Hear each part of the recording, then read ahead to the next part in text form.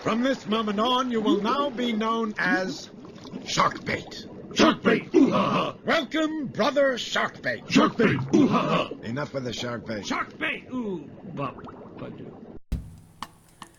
What's up, everybody? This is your boy D from Brooklyn, just giving you a Sunday swim with a little freshwater freshness here for all my freshwater aquatic people out here.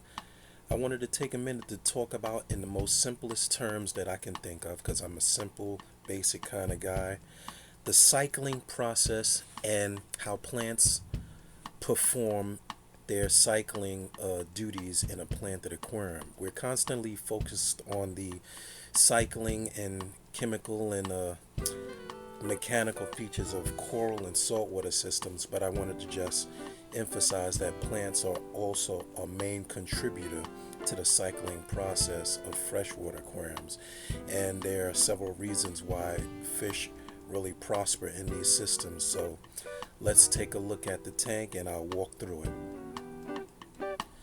Now, first and foremost, different fish will react differently when you put them in a tank that was not planted into a tank that is heavily planted. And I noticed that because I just got these fish from an auction, and I don't like to introduce new fish into my tank at all. So this is my method of quarantining.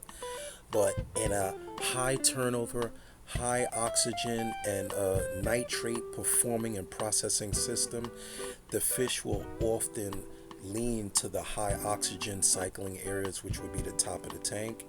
And this is why I have my little breeder / separation box in the top of the tank. You can see this fish wasn't doing too well, so I'll probably take them out. But this is one of the reasons why when you're getting fish in changing tanks, that you just can't put them in the tank, because a lot of the issues and conditions are much different between tanks. So here you can see the high oxygen area in the tank and how it is in a perfect place for the quarantine / separation box. So now let's take a look at the plants and get more into the cycling process. Now, what you learn in school is tanks process through their roots and through branches and through leaves.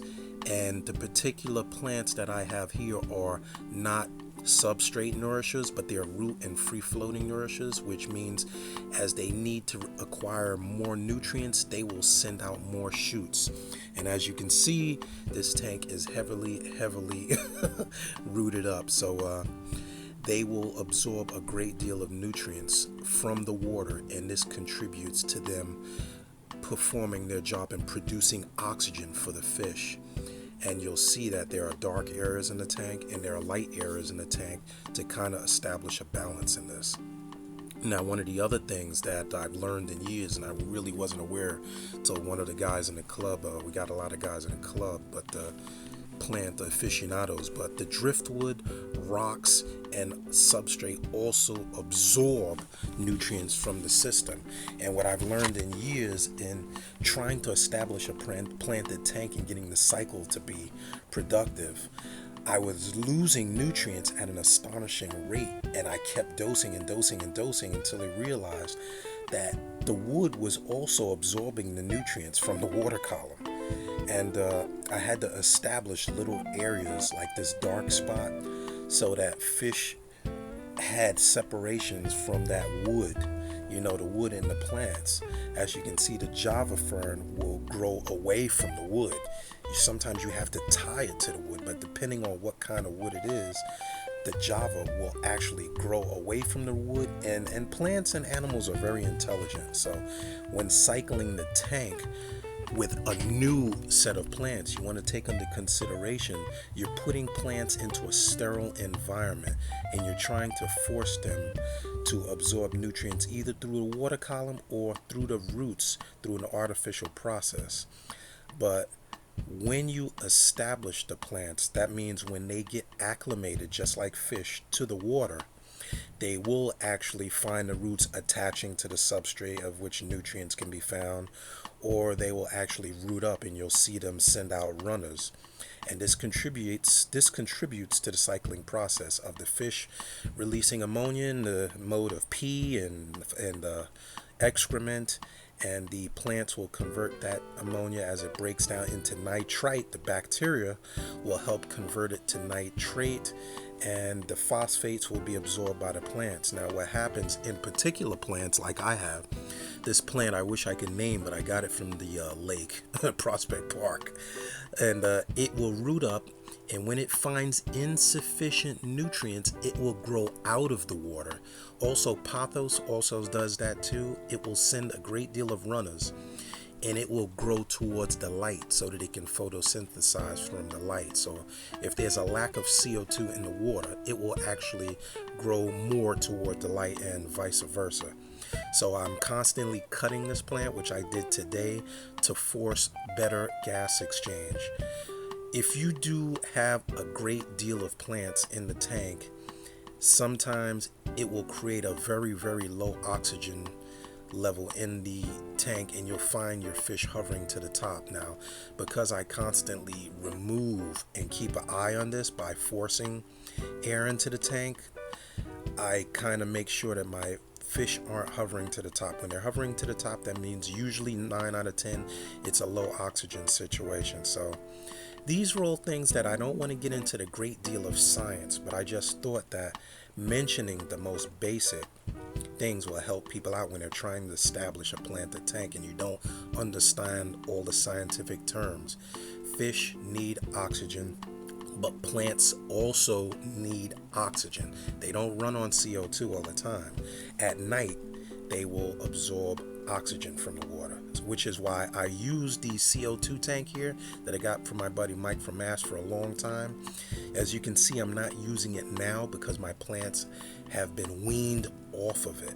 Once the plants got established, I would cut down to 2 bubbles a second, then I would cut down to 1 bubble a second until I saw the yellowing disappear and there were no algae growing on the rocks. Now, as you see here, I have flourish black sand in the tank, but underneath that is 2 inches of dirt. And you might say, why is he using dirt? Well, at one time I had a great deal of sage and I had Amazon swords, but since the tank was very high, it was very high, those weren't doing well in the long run after months. Now in this tank, which used to be the quarantine, which is now the hatchery, you can see I have the pothos, I have swords, because it's a much smaller system. And even in this, I don't have substrate, but the pothos will grow so fast that it will absorb just about every nutrient that it can in the water, which, as you can see from the Amazon sword, it will outcompete plants like Amazon sword for nutrients, which is why you get the yellowing in the leaves, which is usually an iron or phosphate deficiency. I thought it was iron, but one of the guys from the club, Dan, which is my go-to guy, Dan, and also Nick is usually my go-to plant guys. It's not always an iron deficiency, but it was actually a phosphate deficiency from the outcompeting of plants in the tank. Now, as you can see, I don't dose any of my tanks anymore. I've weaned them off like a child from a bottle, but look at the growth. And in this tank, I have a great abundance of breeding activity. I have a great abundance. You can see the guppy grass. You can see the nana, the size of the leaves, which is great as I learned the importance of leaves and microbacter and the microfauna in the tank, which are very, very necessary to the livelihood of shrimp.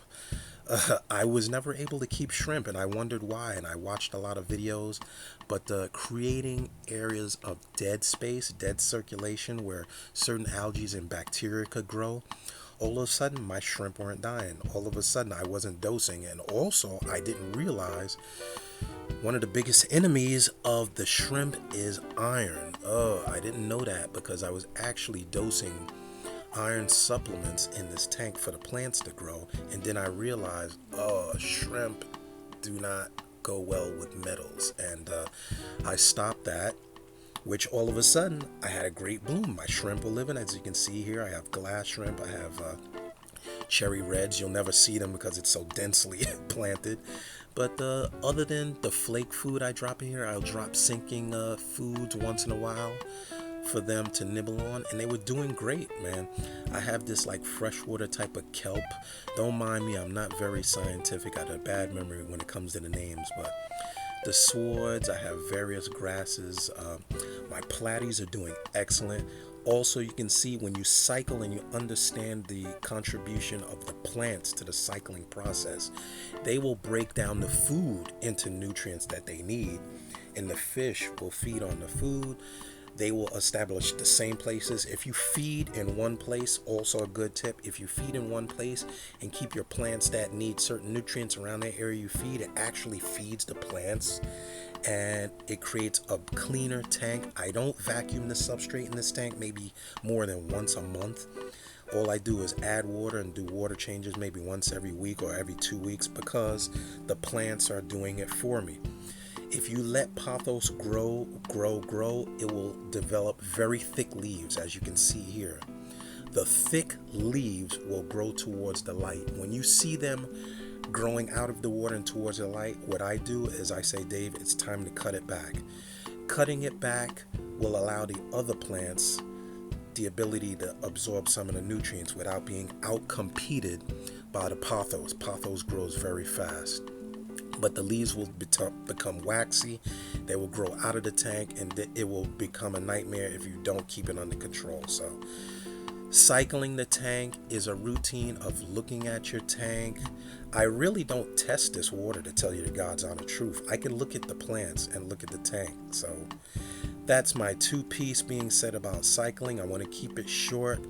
I want to thank you guys for watching. Once again, I don't go into a whole lot of scientific terms, because a lot of scientific terms go right over my head, go over your head. But if you understand the symbiotic relationship between the plants, the substrate, and your fish, it's not all about filling and emptying water, but you'll do better and your fish will thank you for it. So that being said, I'm going to be out and leave you with my boy Red.